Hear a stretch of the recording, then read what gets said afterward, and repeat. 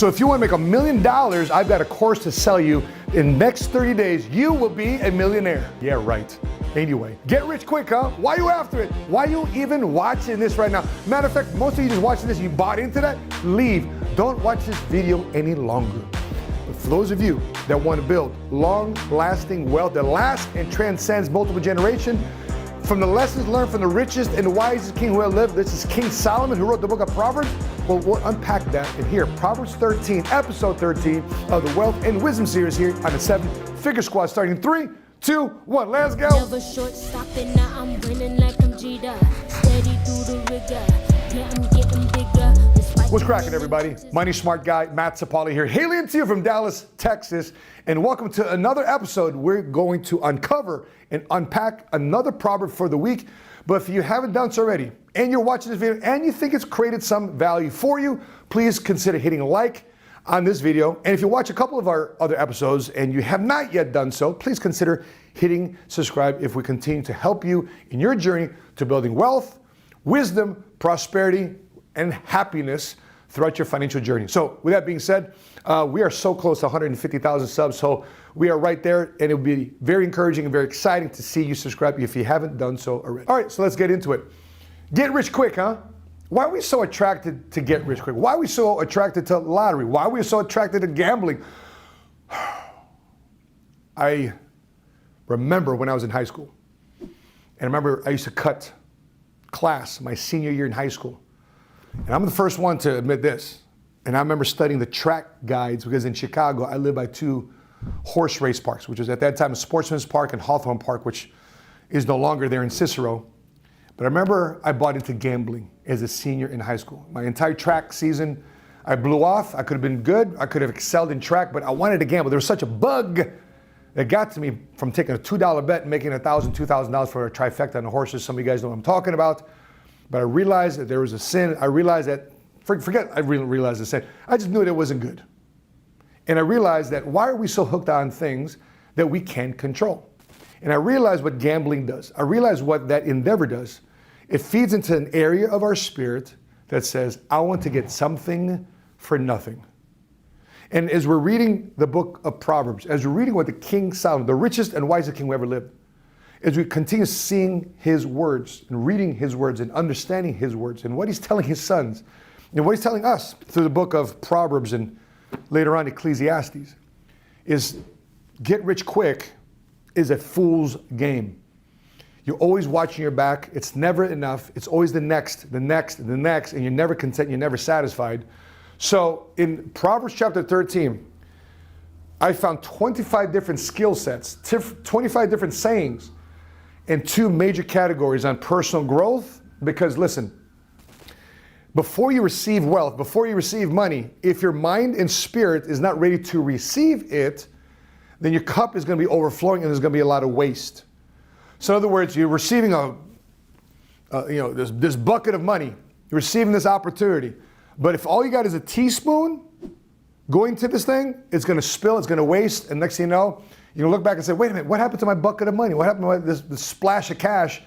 What happened to it? Because if you don't grow personally, emotionally, spiritually, guess what? You'll never have enough wealth. I also discovered through studying the book of Proverbs chapter 13 that there's some key areas. Now, there's 25 of them. I'd love for you to study yourself, so don't rely on me to read the Bible for you. I hope that this study here, this message here, encourages you to find out what God is wanting to send you and having you comprehend and accept in your heart and spirit about how to handle personal growth and building wealth with your real estate investments, with your insurance agency, with your cryptocurrency, with your career, your business, whatever that is, that you read this on your own too as well. I'm just going to share with you 15 of my favorite that I took out in terms of the personal growth category, in terms of the building wealth category, because listen, the worst way to make money is lazy money. Lazy money is the worst money. And everybody right now wants to make a bunch of lazy money. Sit back, chill, relax, lazy money. And now I get working from home, that's a different story. But lazy money, in other words, money that you don't have to work to get, can you get that? Sure. But is it long lasting though? Do you want money for now money? Or do you want money for tomorrow money? You want to be old money tomorrow, or you want to be new money today money, and that's it money. So let's talk about personal growth here. Verse 1 of chapter 13 reads like this. A wise son heeds his father's instruction, but a mocker does not respond to rebukes. It doesn't take a fool to see Instagram and social media these days, to see what happened at the Oscars, to see what happened to Chris Rock, to see what happened to Will Smith. And the country is so divided on what they would do in that situation. But you got to understand, in many different areas of the Bible, there's values and principles that are transcended through the human history. And that's why I follow this book versus any other guru out there that can write a book, because this book right here has transcended human history. And so I remember my growing up. I remember me growing up and me not listening to my father. And anyway, to make a long story short, we had a riff. Okay, my father and I always we were clashing heads. It wasn't until I got out the military, and it wasn't until I became a father, that I started to understand what my dad was telling me. My dad wasn't a man of many words. Weird, he was a man of many words to other people, just wasn't a man of many words to me. But now I understand being a father myself, having responsibilities myself, being in charge and leadership positions myself, now I now understand what my father was going through. And I realized that he's a human. I realized that he has flaws and mistakes too as well, and that the standard of my father is not whether or not he walks on water. Perfection is not the standard for my father. But yet I was holding him to that. And I understood that, man, he had some instructions to give me that I was refusing to listen to because I'm thinking that my dad doesn't know anything. So just think about that, consider that, whatever that does for you. But that's what discipline meant for me. Number 2, verses 2 and 3, it reads like this. It says in verse 2, from the fruit of the lips, people enjoy good things. But the unfaithful have an appetite for violence. Those who guard their lips preserve their lives. But those who speak rashly come to ruin. Words are so powerful on either lifting up or breaking down the person next to you. And I realized, even for my children, I'm so proud of my kids and what they've been able to accomplish in their lives because they don't depend on daddy. And I raised my kids to depend on themselves. But they said, hey, Papi, I want to do this on my own. I want to respect it. I want to create it. Why? Because I realized also that what they were fed on is how I lift them up with my words as a dad. You can either crush them with your words or you can build them up. The choice is yours. Judging others, it goes like this. One person pretends to be rich, yet has nothing. Another pretends to be poor, yet has great wealth. Listen, it's so hard to share and do this proverb in today's social media world. Why? Because everybody wants to flex. Everybody wants to show up and show out.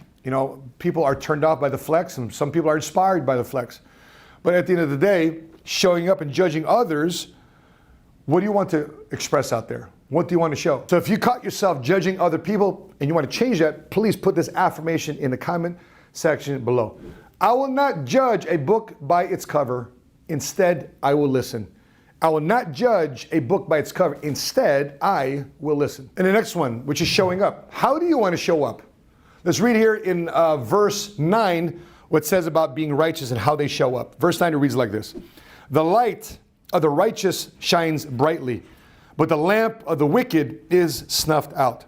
It's a joke around in a lot of areas. That would you enter a room or do you walk into a room? Do you walk into a room or do you enter a room? When you enter the room, does things start to shine brightly? You become the life of the party, your attitude, your character, it just lights up everybody in the room? Or do you leave the room and it's bright in the room? You leave the room and everybody's kind of happy that you're gone because you bring your negative attitude out of it. Again, the choice is yours. The next one is arrogance. Okay, you got your first promotion. You're getting recognized. You made your first $10,000 in a month. You made your first $100,000 in a year. Is your cup full? What does King Solomon say about arrogance? Chapter 10, verse 10, it reads like this. When there is strife, there is pride. But wisdom is found in those who take advice.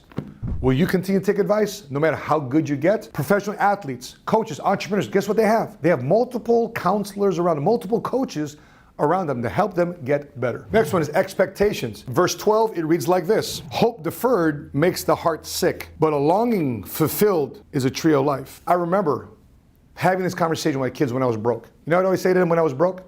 Yeah, next week. Yeah, next week. Yeah, next week. I got money for that, but next week, but next week, but next week. After a while, my kids, when I was coming up in the world, they stopped asking. They stopped expecting. Say, oh, Papa, you let us down again. You let us down again. I had to come to grips with that.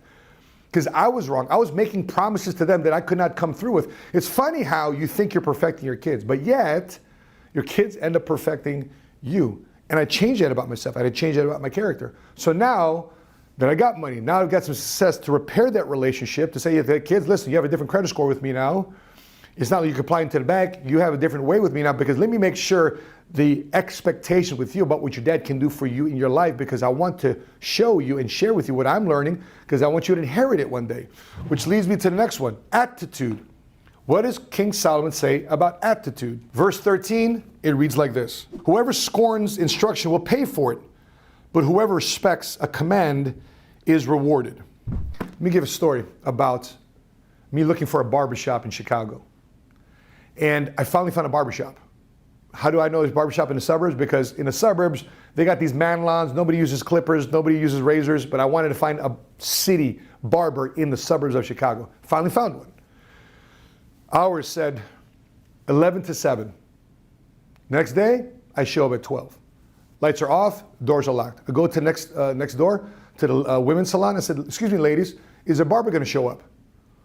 No, he'll eventually get here. Eventually get here? It's 12 o'clock. Door sign says 11. He should be here already. Didn't show up. I go the next day, 2 o'clock. Ladies, is the barber here yet? Oh yeah, he just stepped out. I said, would you tell him that if he's going to put 11 to 7 on his sign, that he actually should be at his barbershop between 11 and 7, because I'm a customer and I can refer a lot of business to this barber. I don't know who he is. I don't even know if he's good, but I'd love to find out. Can he at least show up at the barbershop when his hours say between 11 and 7? Okay, no problem. We'll let him know. Apparently he didn't take that guidance kindly. I went the third time. I show up at 4 o'clock in the afternoon. Guess what? Same thing. 3 times in a row, I attempt to get a haircut from this barber. 3 times it doesn't show up, doesn't show himself up and out. And guess what? A month later, he's out of business. So what expectations and attitude will you have when building your wealth? Common sense. What does King Solomon say about common sense? Good judgment wins favor, but the way of the unfaithful leads to their destruction. So how do you build good judgment though? You build good judgment by sadly making a lot of mistakes. But every time you make a mistake, you surround yourself with people that can give you counsel. For example, we had closeout last night here in our office. A lot of our guys are closing out their next promotion to get to the next level in their business. And make a long story short, I was doing a lot of interviews and a lot of conversation with these guys over Zoom with their prospects. I was over their shoulder, field training them on how to talk to potential customers. And after every appointment, for 5 or 10 minutes, I gave them counsel. I gave them debrief. Why? Because I wanted to make sure they improved the next time they did that particular appointment, or the next time they had that particular phone call or case scenario with a potential prospect on the phone.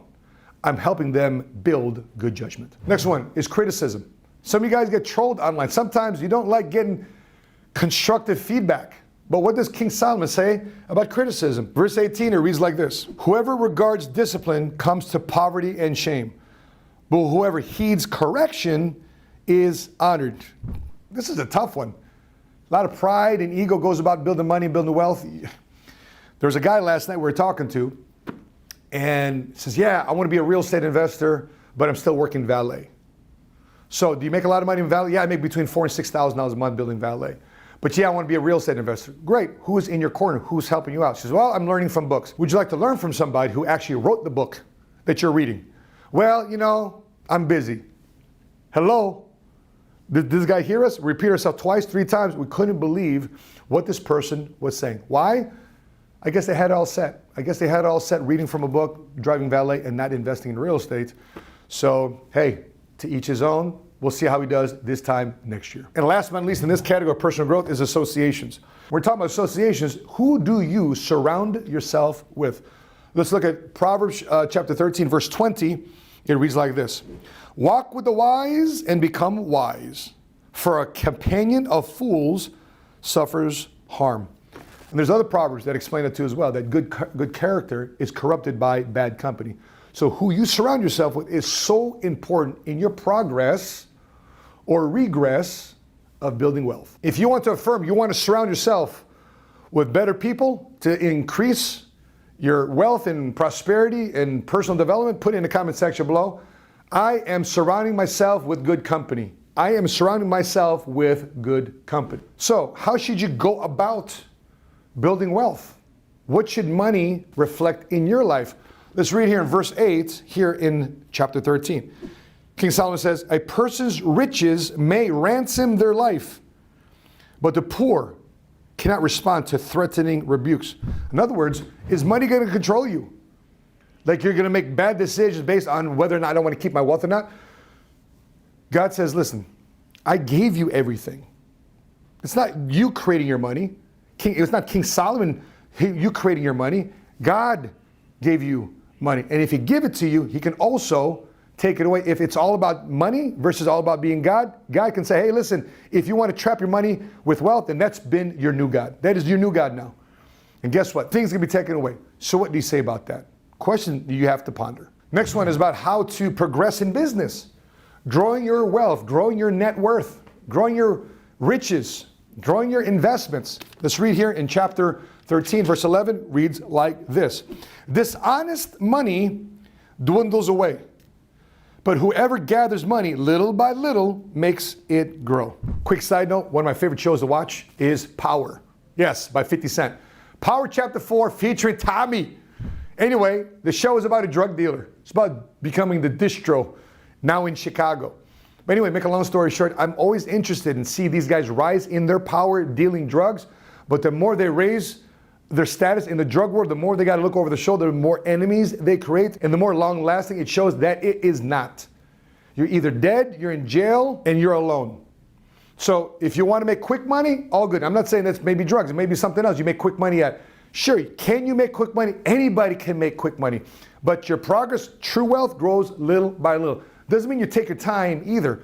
But good things do take time. You work urgently in the meantime, but if it's a good thing, and it's a blessed thing, guess what? It is going to take time to build wealth. Which leads me to my next point. Who should you listen to? Who is in your ear? Well, King Solomon says, hey, pay attention to these people. Verse 14, it reads like this. The teachings of the wise is a fountain of life, turning a person from the snares of death. But you got to make sure you follow wise people, because in your journey to wealth, success, prosperity, financial freedom, you got goals. Not only are you along the path of morality, but also right next to it is also the path of immorality. You get there morally or immorally. Again, the choice is yours and what person you put in your ear to guide you and to influence you. Whoever you're listening to, you got to ask yourself this question. In majority of the aspects of their life, do you want their life? Not only their financial side of their life, but their relationships, their relationship with their husband or wife, their relationship with their kids, their relationship with the community. Is their life worth something that you want for? Because if you want that, you want to work for that, guess what? Then potentially you should consider following them. If it's only in one category and it's just money, but they're doing drugs on the side, they're cheating on their husband or wife on the side, they're taking advantage and cutting corners in their business dealings, they may not be the person you want in your ear. Are they wealthy? Sure. Are they getting money? Sure. But really, is that a life you want to live? Again, those are questions you have to ask yourself. Number 4, inheritance. What does God inspired King Solomon say about leaving your children an inheritance? In verse 22, it reads like this. A good person leaves an inheritance for their children's children, but a sinner's wealth is stored up for the righteous. Whew. So in other words, both will have wealth. Okay? A sinner's wealth and a righteous man's wealth. The sinner's wealth, if he is not planning for an inheritance for his children's children, guess what happens to his wealth? It will then evaporate and go to the righteous. But what does the righteous man do? He builds wealth and he leaves money set aside for his kids' kids. Generational wealth. Do you have a will? Do you have trust? Fastest way to get wealth and money into a trust without having a lot of money, guess what? Is insurance. So check this out though. What King Solomon says that, hey, the righteous have wealth and also the sinner has wealth. Both will have wealth. But the sinner, if he's not thinking about his children's children, he's just talking about himself, me, myself, and I, short-term thinking, short-term spending, short-term investing or lack thereof, guess what's going to happen to his or her wealth? It's going to evaporate. It's not going to go to the children's children of the sinner, but it's going to go to the who? The righteous's estate. People tell me, Matt, well, I don't believe in life insurance. Well, listen, it's not a religion. It's a financial tool to leave your children's children an inheritance and making sure that you have a will and a trust established, so therefore Uncle Sam or your neighbor or a family member that you never wanted to touch your money then gets a hold on it, well, guess what? King Solomon encourages you to make sure that this aspect of your life is squared away, because otherwise your wealth, whatever you have, is going to go evaporate to somebody else. What do you want to do with your life's hard work? So if you're affirm with me that you're going to leave behind an inheritance for your children's children, put in the comment section below. I am leaving an inheritance for my children's children. I am leaving an inheritance for my children's children. Put it in the comment section below. And last but not least, how do the righteous eat versus how the wicked eat? Everybody eats, right? Well, how does the righteous eat versus how the wicked eat? Verse 25, it reads like this. The righteous eat to their heart's content, but the stomach of the wicked goes hungry. So there it is again, a choice between righteous and the wicked. Both eat, but one, boom, constant food coming in. Why? Listen, when you're making money in a righteous way, where you're not stabbing people in the back, you're not breaking laws, you're not cutting corners, you're doing right by people. The morality here is this: you may not make as much money as the immoral person, but guess what? Your money is long lasting. Your pillow is soft at night. Your stomach will be filled. The immoral person, they have wealth, yes, but it's temporary and it's short term. So that being said, I'd love to know your thoughts, your questions, your comments. What's your feedback on what you discovered in reading Proverbs chapter 13? What got revealed to you in how King Solomon, the wisest and richest king who ever lived, his awesome one-liners? You do this or you can do with that. You can do with this or you can do with that. What are you discovering about the teachings and sayings of King Solomon and what he's teaching and instructing his family, his children? I'd love to know what your thoughts are. Because if you want to know how to go about managing money, building your companies, building wealth, building your success, building prosperity, would you believe it's in the good book? So if you haven't done so, please check out these two videos here. Last couple episodes of the Wealth and Wisdom series, episode each week, one proverb each week over the next 31 weeks we uncover. So please check out these two other episodes. With that being said, I'd love to know your thoughts. I'd love to know your questions, your feedback. You agree with me? You don't agree with me? Please put it in the comment section below. That being said, from Dallas, Texas, I'm your money smart guy, and until we meet again, continue to live smart, continue to love smart, and be money smart today. God bless you guys. Bye.